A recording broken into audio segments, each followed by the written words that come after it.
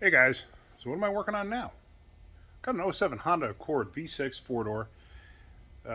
Customer's complaint was brakes grinding. So I took it up the street and sure enough, the left rear brake is grinding. Front brakes are fine. So we're going to be changing rear pads, rear rotors, and left rear caliper. So what I'll do is on the right rear, I'll show you how to compress the caliper because these are the calipers that you have to twist in. But on the left side, I'm going to show you how to replace the caliper. Usually I would do them in pairs, but it's an elderly customer who is on a fixed income. And the right rear, I believe, is fine. They seem to, when somebody presses on the pedal, they seem to hold and then release just fine. Whereas on the driver's side here, it seems to hold and just sit there. So I tried cracking a bleeder and everything else, and it didn't seem to change anything. So let's go ahead and let's start changing this. Let me show you what I got to do. All right, so to start with, you got to knock these Phillips head screws out that hold this in place.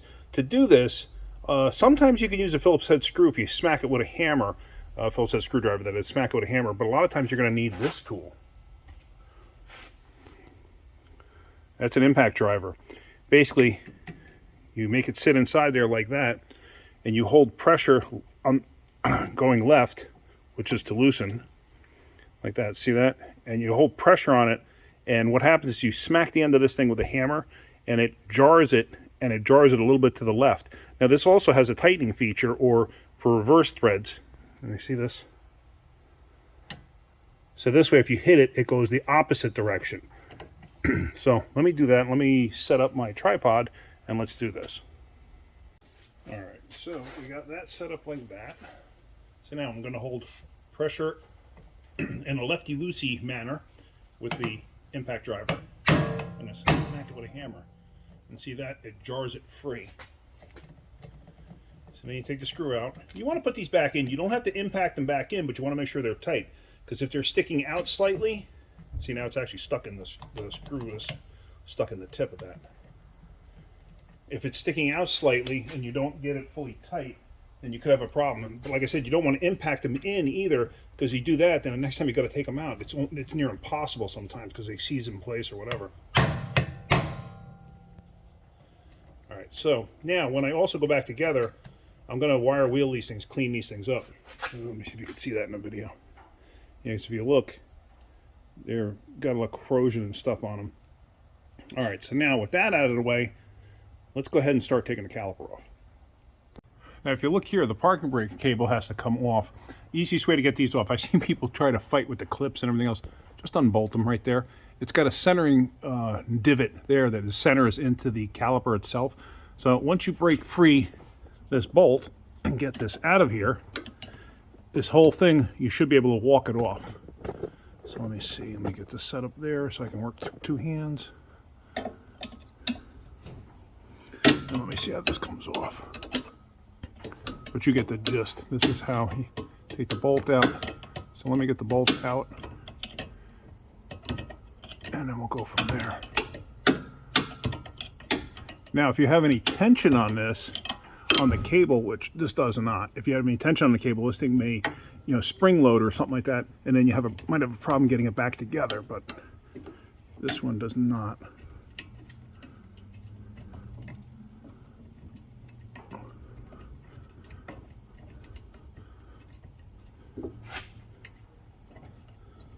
So, come on.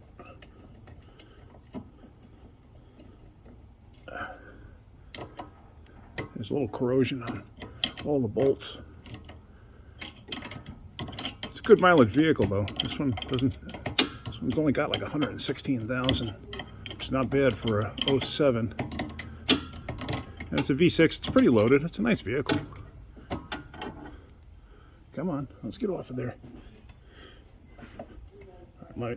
It's almost off. Bolt seems a lot longer than you would think. So. Hold on.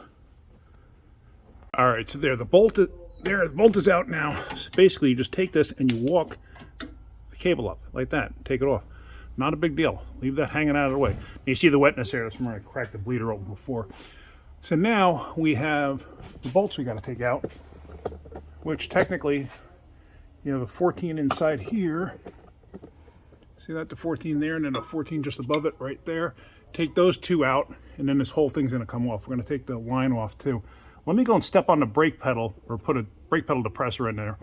You put a brake pedal depressor inside, you put pressure on the brake pedal. What will happen is it'll keep fluid from basically siphoning out of the master cylinder.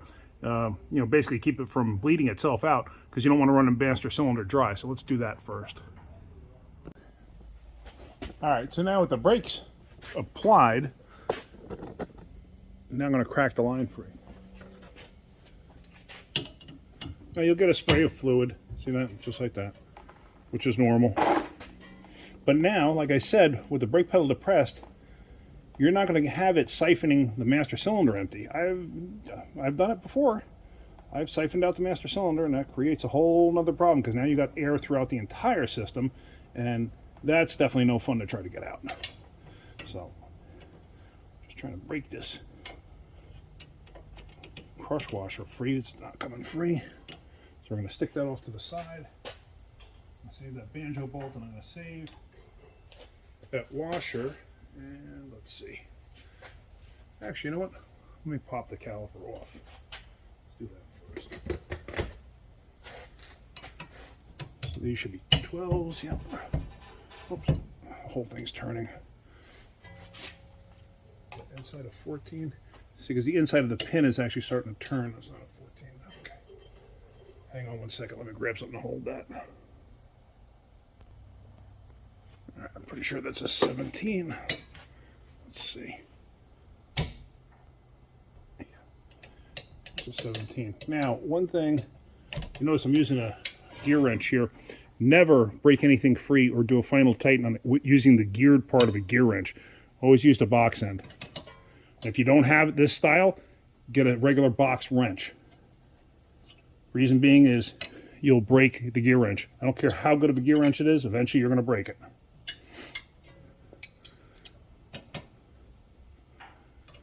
So,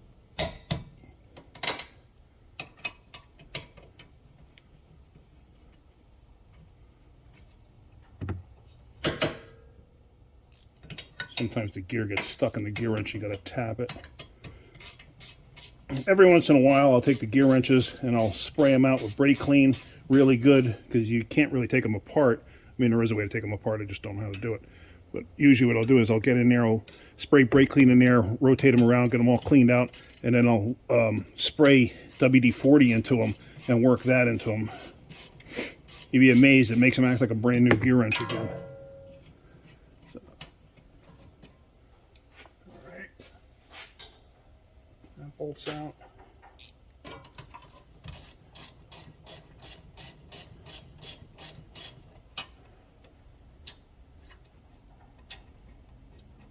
That bolts out. So now the caliper should come off. It might be stuck though, because the caliper, there it is. Okay. So the caliper is not releasing correctly. It's actually hung up. There it goes. On the inside of the caliper there, on the piston, you see those, see the plus sign there? It actually catches a pin on the pad itself, and sometimes when it catches the pin, it gets hung up, and that's what I thought had happened. All right, so now let's work on getting the bridge off, or brace off, or bracket off, whatever you want to call it. All right, so now with that out of the way, we can crack the bolt free. Sorry if my big head's in the way. Sometimes these bolts, depending on the vehicle, can be a real pain to get to. These aren't too bad once the caliper's out of the way.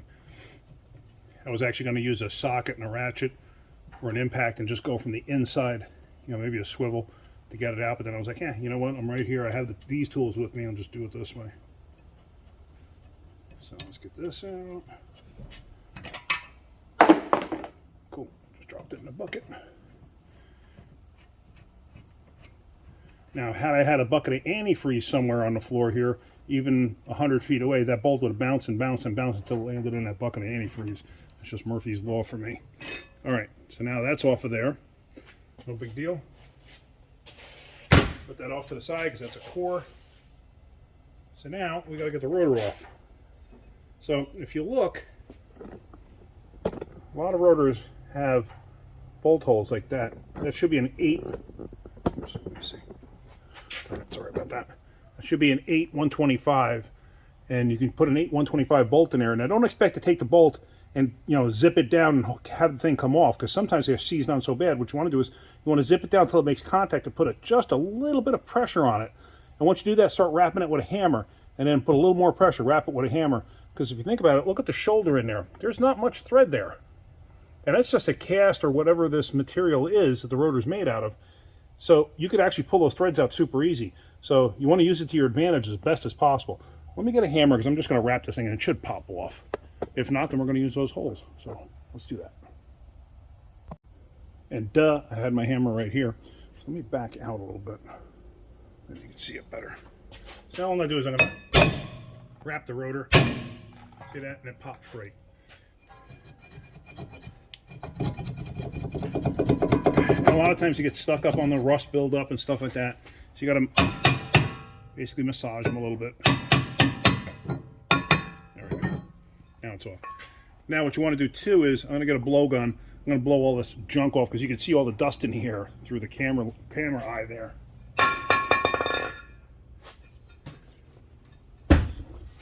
Let me do that and clear the air here. All right, so here's the new rotor. Now, when you get new rotors, see it's got like a weird mark there, but I don't know, it's just how it's machined. But anyway, when you get new rotors, they come with a coating of oil on them, and the reason for that is for shipping and stuff like that, so they don't get rusted while they're sitting. So you got to make sure you wipe all that off. I wipe it off the braking surface. I don't bother wiping it off of here. I always, there's really no reason to, but I wiped it off the other area. Brake clean, rags, take it right off. Now you want to make sure that you line up the set screw holes. So on this one, there's a set screw there, there's a set screw there. So you want to make sure you have them in the right orientation when you go together. So obviously that's not right, because that's going to put the hole there. So I got to rotate this over, and there we go. Now it's lined up.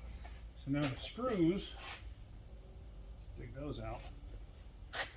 As you see, I cleaned them up. I put them on a wire wheel just to get them nice and clean, so they go back together nice and smooth. Now you want to hold this thing, you want to hold the rotor on the hub squarely, and then just bring it down. Bring it down. I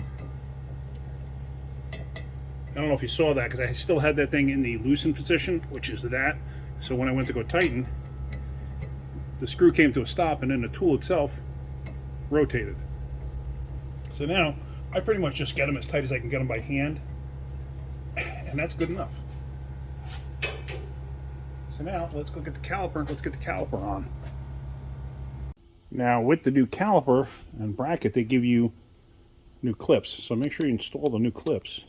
Sometimes these can be a bear to get in place, and a lot of times where it sits down inside there, usually I'll take a screwdriver and I'll push the edge in as far as it'll go.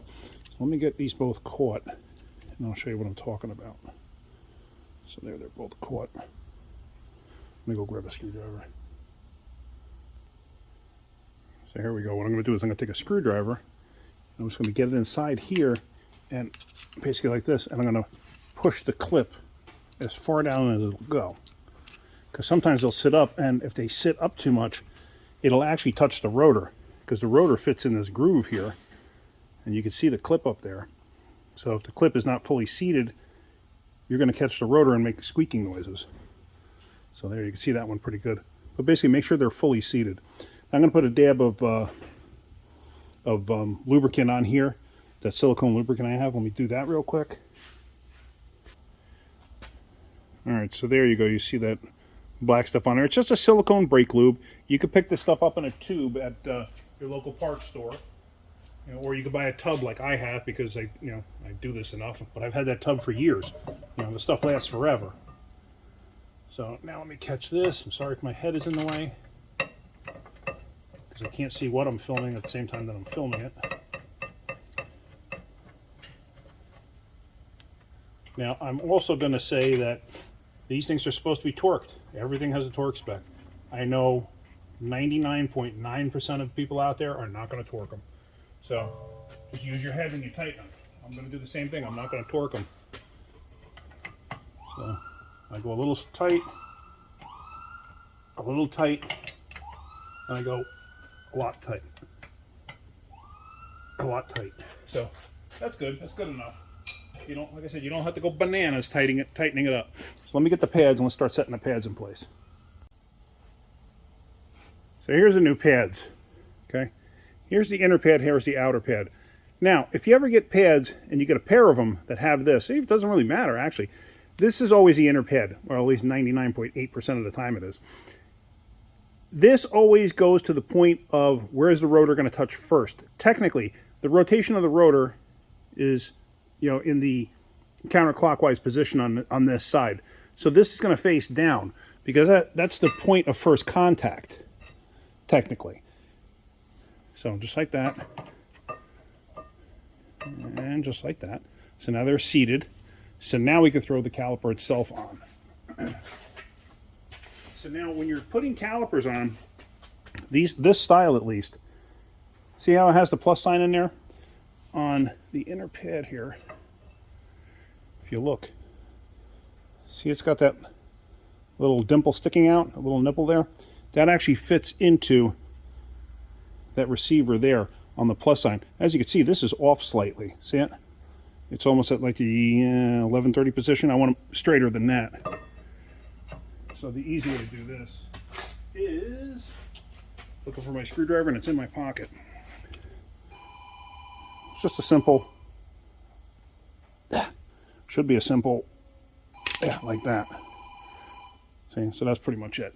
So now, sorry about the phone. It's not for me. So that's it. You lay that on, and then let's catch the bolts into here. There's new bolts that came with the caliper, so we're going to throw those in.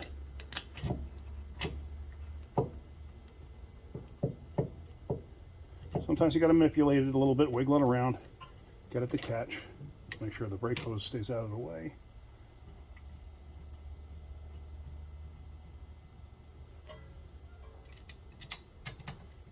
Okay, so we're going to get those on there. We're going to tighten that up. Now, on the brake hose, you see, I don't know if you could see it in the video there.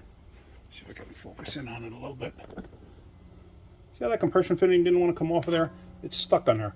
I'm going to try a little harder to get it off, but I usually don't fight with them. A lot of times I'll even reuse them, and I've heard people say, oh, you shouldn't reuse them. Well, you know what? Anytime I've ever reused them, I don't get a leak. So just make sure you put them on the same way they came off. A lot of times if I use new ones, I wind up with a leak. Not all the time, but anytime I've ever wound up with a leak at the fitting there, it's always been when I've had new seals, the new crush seals put in place. So let's get these tightened up and go from there.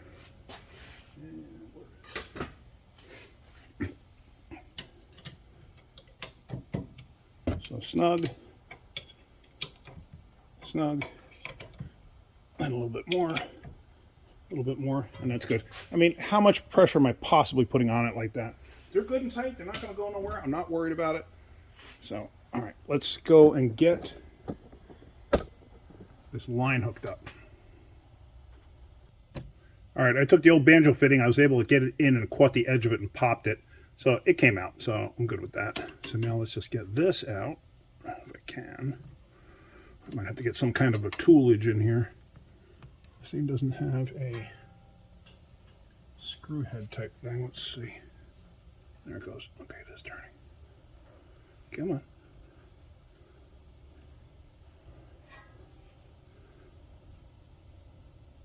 My fingers just cannot manipulate this thing enough. Let me get a tool on there. All right, with that out of the way, one thing I just realized, there's a spring clip that's supposed to be in here, and I forgot to install it. So let me pull the caliper back off and let me install that spring clip, because what that spring clip does is it holds pressure on the pads and holds them down in place. Because otherwise, right now, technically, the pads can slide back up, and we don't want that. I don't know if you could see that. Focus in. See that, how the pad walked up, and now I can push it back down. So we don't want that. So let me take that caliper back off and go from there. All right, so now with that unbolted, I can just slide this back off. And here's the spring clip, and basically it sits in here like this and holds tension on the pads. Sometimes these can be a little bit of a bear to get in place.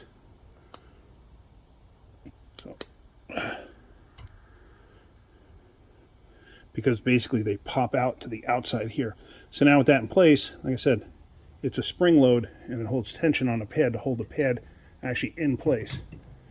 So now the caliper should not actually go on as easy. See that? Now it's spring loaded. So now I'm going to catch one bolt and then spring load it down and catch the other.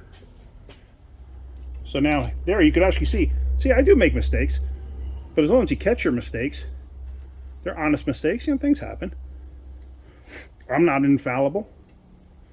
Even though I've been doing this for so many years, I'm not infallible. So now, see that? It's spring loaded. And if you look down at the base there, I think you could see that, right? See? So now we're going to screw that in.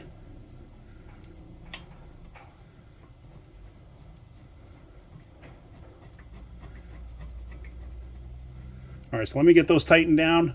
Let me put that banjo fitting in place. Now I am going to use the new crush washers on this one because I'm using a new banjo bolt and we have a new caliper. So new banjo bolt, new caliper, may as well at this point. If it leaks, then I know that I shouldn't have done it. And now same with this, when you tighten this down, same thing like when you're tightening anything else down, you don't want to go bear crazy on it because you got to remember something too. This has a hole in it, that bolt. It's not a regular bolt, so it's much weaker than a regular bolt per se. So let's tighten all of this up, and then let's get the parking brake bracket back on. All right, so now what we're going to do is we're going to take the parking brake cable, take this end, and it's going to fit over the hook that's on this end. Let me show you. See that, and how it's got the hook? It's just going to fit over that, like such. Whoops, sorry if I actually went off that. Basically, take that back off. It's just going to go like that. It's going to fit in there like such. And then this, like I said, this has got that dimple there that fits in that receiver groove right there. So you're going to get that caught there, and then you're going to put the bolt in. Simple, right? So now we're going to catch the bolt back in there. Now I might have to just back it off of there.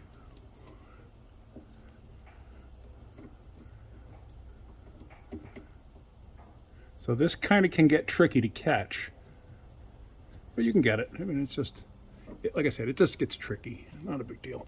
I may actually have to get the camera out of my way because I think it might be right in my point here where I gotta work.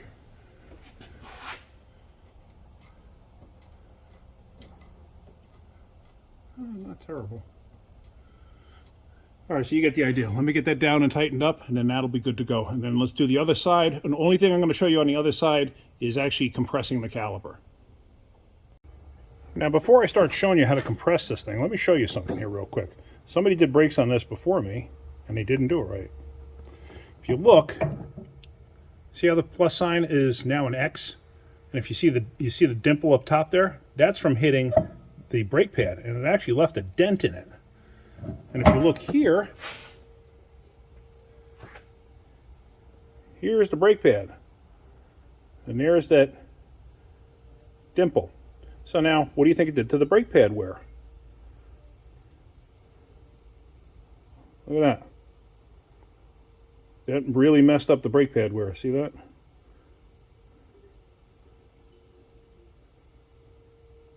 So that's why you got to do this the right way. I'm surprised that she wasn't complaining about noises and stuff, because usually when this happens, you get all sorts of wicked noises. You get overheating brakes, everything else. So let me get the tool you need to do this, and let me show you what you got to do. Now here's the tool that I own. You could get these from the parts store. You can rent them from the parts store. They're very similar. Most of them like this are very similar. I've had this for many years. I don't even know who I got this thing from. It just says Universal Disc Brake Caliper Tool. I probably got it from one of the tool guys many years back. But as you see, it has these different cups. And the cups fit on the end of the tool there. And what you have to do is you have to find a cup that has the right pins that fit into your caliper. So you're going to go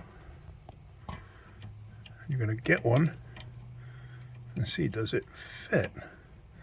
This one does not on that side. This cup in particular, see, it's not, yeah, maybe that's right. No, it's not. It doesn't fit quite right. So this cup in particular you can flip. Not all of them you can flip.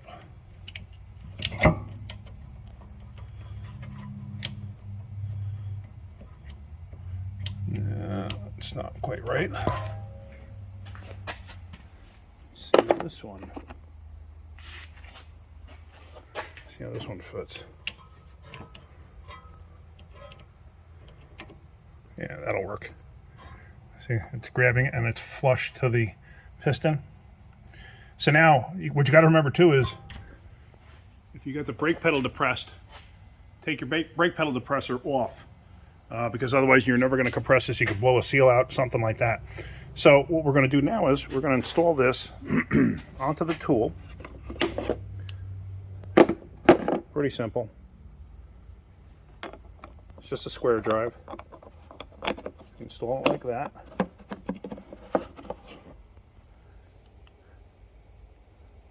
I think I got to lube this thing up a little bit. It's been a while. There we go. As you can see, it's got some rust on it from sitting in the toolbox. So now I got to get this sitting on there. So let me hook up my tripod and so this way you can watch it. Now what you want to do is you want to thread this thing all the way out as far as it'll go. And then on this particular puck, those two pins on the inside will hit before it fully bottoms out. Sometimes that can be a pain depending on the caliper. So now you want to install this like this, and what I usually do, because this piece is a free-floating piece, what I want to do is I want to get the puck situated in place first. Now with the puck situated in place first, I will usually back this part of the tool out. Okay, like that. So now I got to put a gear wrench on there. I believe it's a 14 if I remember correctly, and I already have the 14 out. So, yeah. Sometimes, well, actually it's not seated correctly. This one is just happens to fit just right, so it's like you got to be just right with this particular one. It's not the best tool in the world, but it works. I've had it for years. So now, this should turn in. Sometimes they're really tight. This one happens to be really tight.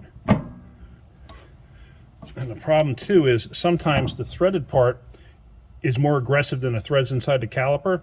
So sometimes you got to keep tensioning this up, because sometimes you'll lose your tension, you'll lose your momentum. So let's see if I can't do this. Actually, what I'm going to do too is I'm going to take this spring clip out, because this spring clip is aggravating me. Let me get this out of here first. Hang on.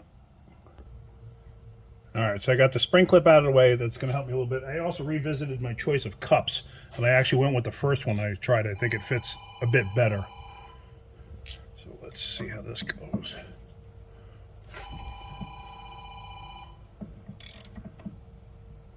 And like I said, sometimes you got to keep tensioning up on the tool because it doesn't match the aggressiveness of the threads that's in the caliper itself.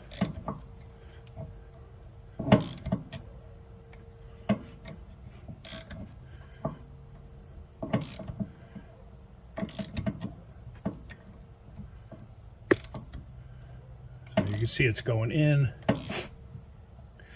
Now, one thing I want to point out, on certain Volkswagens that have the same setup, they actually have a reverse thread. So this tool won't even work. So you have to try to use this tool or these cups and put tension on it, move it a little bit, then retension the tool, put tension on it, because when you put tension on it, it actually backs off on the tool. So that creates a bit of a hardship there. So now, let me get the tool off of here, and if the cone isn't straight, which I don't think it is, or the cup rather, if it's not in the plus sign, then I got to rotate it with a screwdriver. Let me get this tool off. Now, a lot of times when a tool gets stuck like that, you just have to back off on it with like a pair of channel locks or adjustable wrench or whatever, just to get it to move, because it'll bind up on itself. So now, as we can see, the plus sign is not where it's supposed to be. It's off about the 12:30, close to 1 o'clock position.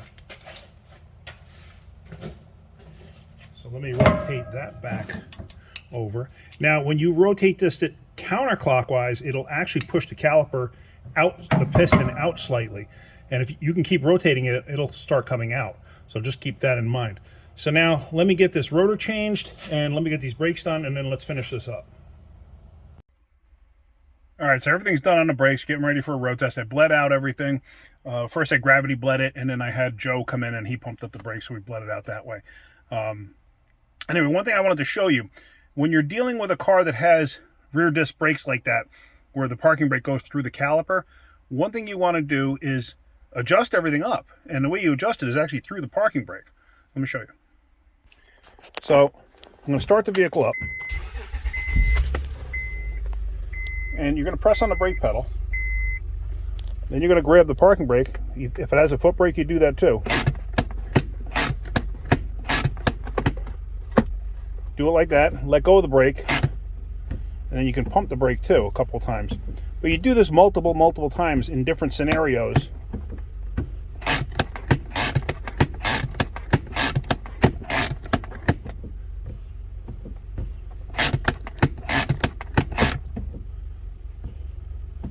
And that'll actually adjust up the brake, because you want to have the caliper come out and sit accordingly, and then the brake will follow, or the parking brake will follow, emergency brake, whatever you want to call it. So let's take this thing for a road test and see how it does. All right, so the road test went well. Everything was fine. It stops fine. There's no noises, no nothing. It works very well like it's supposed to. So anyway, that's it for this video. Hopefully you got something out of it. If you did, hit that like button. If you could, please subscribe. Tell your friends to subscribe too. I almost said it wrong again. Okay. Anyway, tell your friends to subscribe too. All right, guys. Have a great day. Keep wrenching.